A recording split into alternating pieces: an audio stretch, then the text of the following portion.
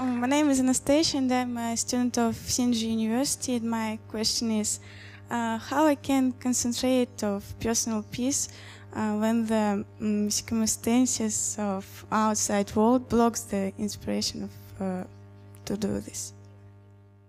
That's a very good, very good question.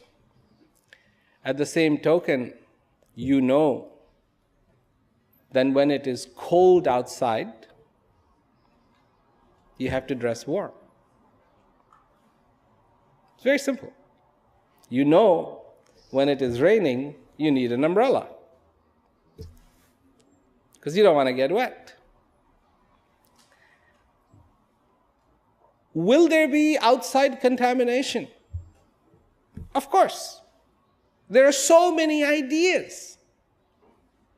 So many ideas.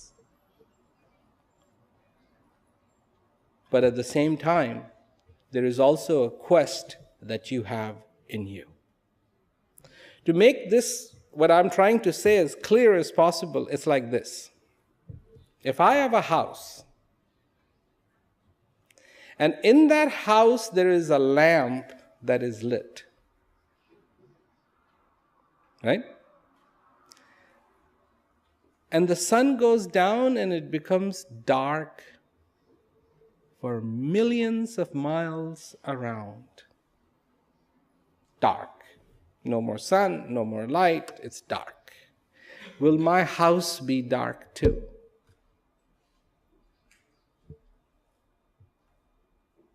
Not if there is a lamp lit.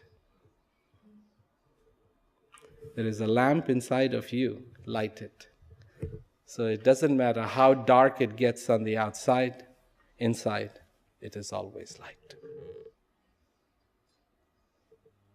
Thank you. Thank you.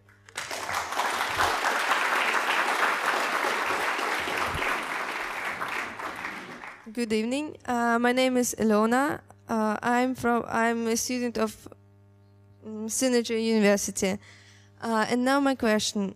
In a world of 7 billion people and more than 200 countries, you have spoken in more about than 19 of them. How do you think the mentality of nation influence people's lives and their attitude to peace? Thank you. Again, wherever I go, I try to point towards people and their possibility, not as separate countries or separate places. Have you ever been on in a flight, in an airplane? Never? Never flown? Well, I'm a pilot, so I fly quite a bit. Let me tell you what happens.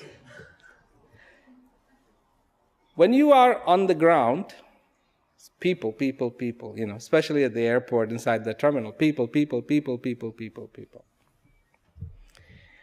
Then when you take off,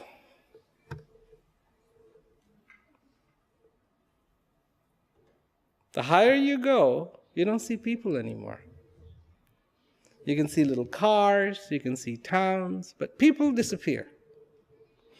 And then if you go higher and higher and higher and higher and higher and higher and higher and higher, then all you see is land. You don't see countries. All you see is land. Like, you see pictures of the earth from space.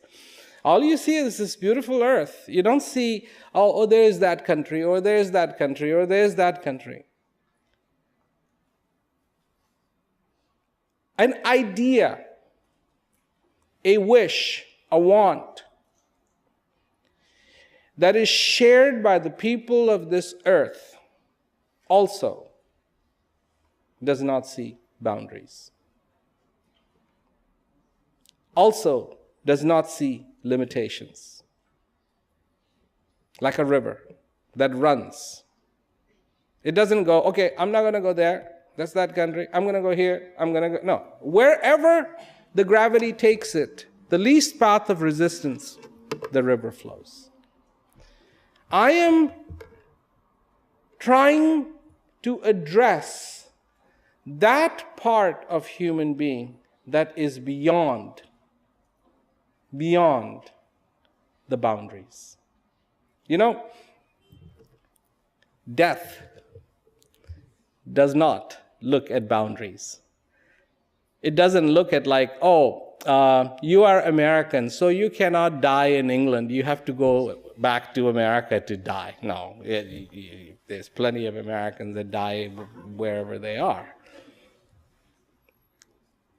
There's nature, there's reality, and the reality is that we have a thirst to be in peace. And wherever those people are, they hear my message.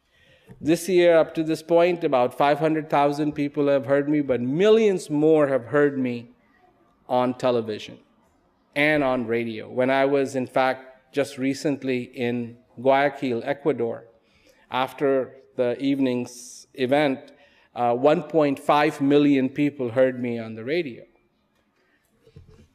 Wherever people are, they want to hear a message of the peace, they will hear this. And this is for them, not for people who don't want to. This is not mandatory, this is voluntary. Do you want to take the advantage of being alive? The possibilities that you already have. And if they do, then this is for them. Thank you. Thank you. So it has been wonderful to be able to speak to you, and I hope that I get the privilege soon to come back again and to be able to address people in this country. Thank you very much. Thank you.